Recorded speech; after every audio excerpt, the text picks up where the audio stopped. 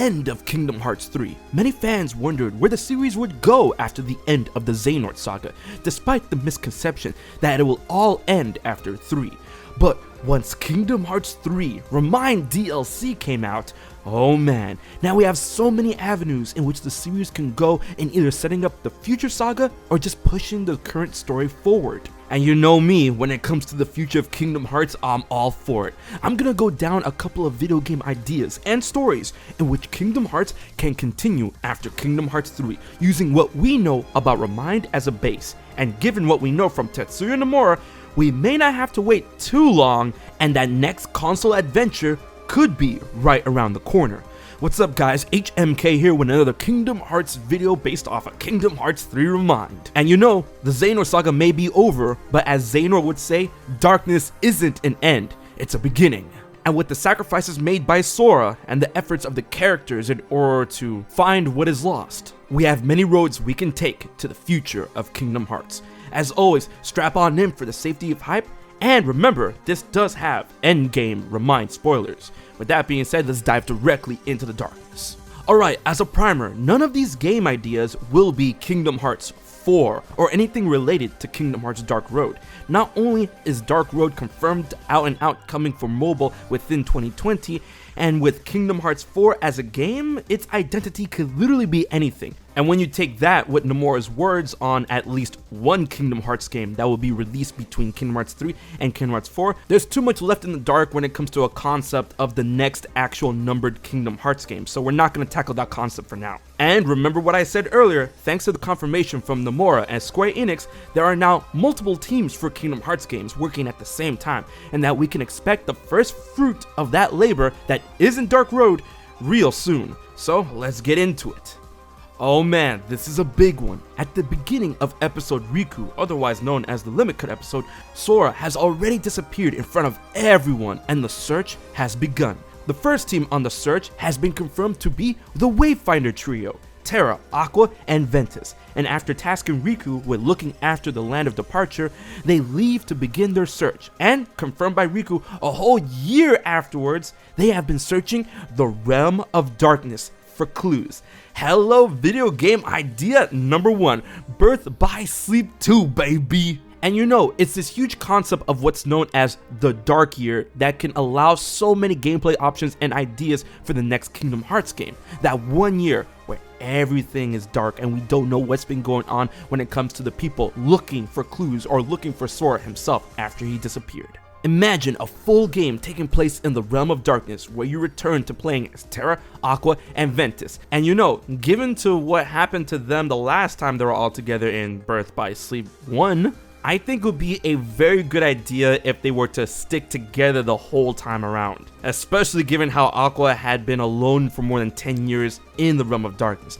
But this time, don't worry, she's not alone. So, hear me out. If the characters this time around are gonna stay together in a party, and I know that everyone's gonna wanna play Terra, Aqua, and Ventus this time around, and this is Square Enix we're talking about, what if we take the party character switch mechanic that is present in Final Fantasy VII Remake and give it to the Birth by Sleep trio? So that way, we can swap on the fly between Aqua, Terra, and Ventus, keep in line with all their stats, give them all their items and stuff like that, because I mean, in Kingdom Hearts games, we deal with party members all the time, it's just that we can't control the others.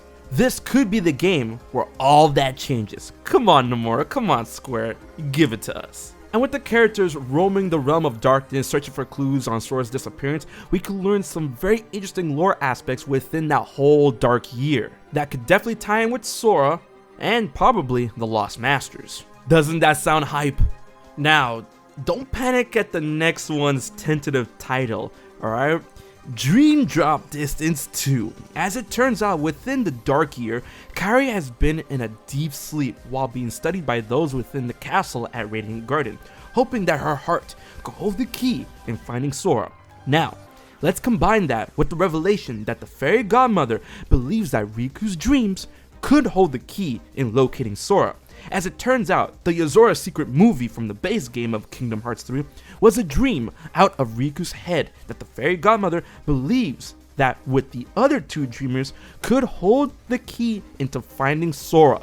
Now, this part is up for a little debate, but one of the ideas of the other two could be Kairi and the Nameless Star, because that's the next thing that is shown after the fairy godmother says the other two. You know, Kairi sleeping and then the vastness of the final world. As Kairi has been asleep, it will make sense to dive into her dreams to find clues that will point to Sora, with the game focusing on a playable Riku and a playable Kairi looking through their dreams together for Sora, and I feel that will be such a potent mix. Dream Drop Distance 1, you controlled Sora and Riku. This time around, you control Riku and Kairi. And given Riku's playability in past Kingdom Hearts games, that wouldn't be too hard of a task in order to recreate something that could be playable within this game. And given on how Kairi's gameplay in Kingdom Hearts 3 ReMind was actually pretty slick, we have all the tools and assets to make this dream come true. And honestly, diving into the dreams that really could connect to Verum Rex and Shibuya through Riku and Kairi's perspective sounds pretty dope. Especially if we have that connection to the Nameless Star and see how she connects over to Yozora and see what she's been through, and probably learn how she ended up in the final world. Oh, that got dark really quick. Yeah, Dream Drop Distance 2! Now the next one is a pretty interesting idea because of course I want to play as my boy Roxas again, and of course the Twilight Town trio, or should I say the Twilight Town gang now. The tentative name of this game on my end wouldn't be 358 Days Over 2, it would be Chain of Memories 2. Not because, you know, we're going to be dealing with the card-based system again. Please no, give me that playable Roxas. The reason why I call it Chain of Memories 2 is because in the Dark Year, the Twilight Town gang are studying Roxas and Shionne's memories. And I feel like the best way for them to actually access those memories is through Naminé. Since of course she has the power over Sora's memories, and with Roxas and Shionne being very closely connected offshoots of Sora, she will be able to access their memories and scour through them. And using that memory access in order to find clues on where Sora could be, we can play as Roxas and Shionne again, and I am so pumped for that. We can dive into the memories, make connections, and go through various areas thanks to Roxas' own connection with Shionne, Sora, Lee, and even Aiza, all with Naminé at the driver's seat. And possibly it is with these memories that Roxas can look through Sora's eyes and see what he's been doing within the Dark Year, giving us a close look on what Sora's been going through that could lead up or be a part of his encounter with Yozora. All of these game ideas will be a different puzzle piece to lead into the retrieval or the recovery of Sora. The Wayfinder trio will be braving the realm of darkness, searching for clues and truths. Dream Drop Distance 2 will deal with Kairi and Riku going into their dreams to find a connection to Sora to see if they can find him, and with Chain of Memories 2, Roxas and Shionne could possibly link their own memories with Sora's memories to give them a view of what Sora has seen and done within the final world, which he's currently stuck at. And given that there's a chance to play all these other characters again, I am all for it.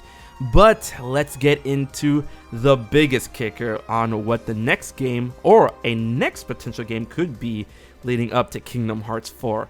And you know it, we know it, oh baby, that's right, Verum Rex.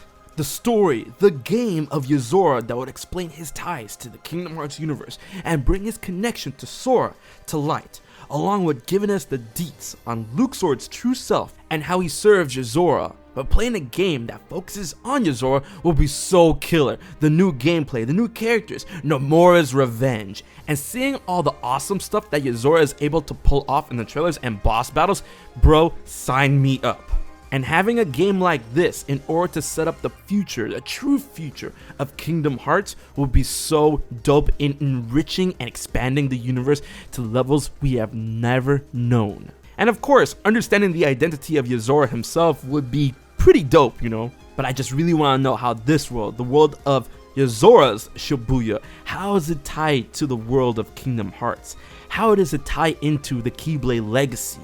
What are Yozora's powers? How much of it is based on Final Fantasy? What is his true extent when it comes to the knowledge of the Keyblade? Does the notion of the one true sky hold any truth? I must have these answers. But of course, I'm super excited for the potential gameplay of Verum Rex, and for a special edition that could come with, you know, a Bring Arts or a Play Arts Kai of Yozora. Come on, Nomura, come on, Square, you know we'll buy it.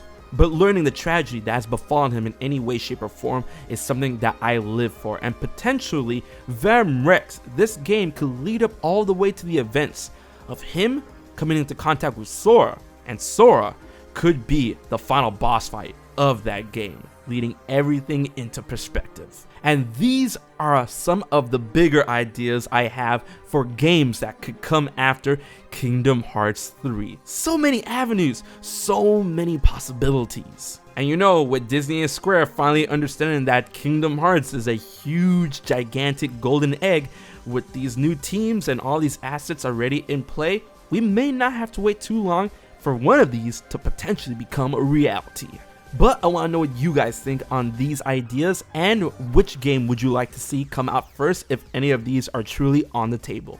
Leave your comments in the comment section below and share up the video to keep the conversation going. Be sure to like and subscribe as I post Kingdom Hearts content every week. If you want to find out how you can support HMK for just $1 a month, please check out my Patreon, and be sure to check out my live streams over on Twitch. Alright guys, until the next Kingdom Hearts video and the next Kingdom Hearts game, this has been HMK, and I'll check you guys later. So you haven't subscribed to HMK yet? Don't piss Xemnas off.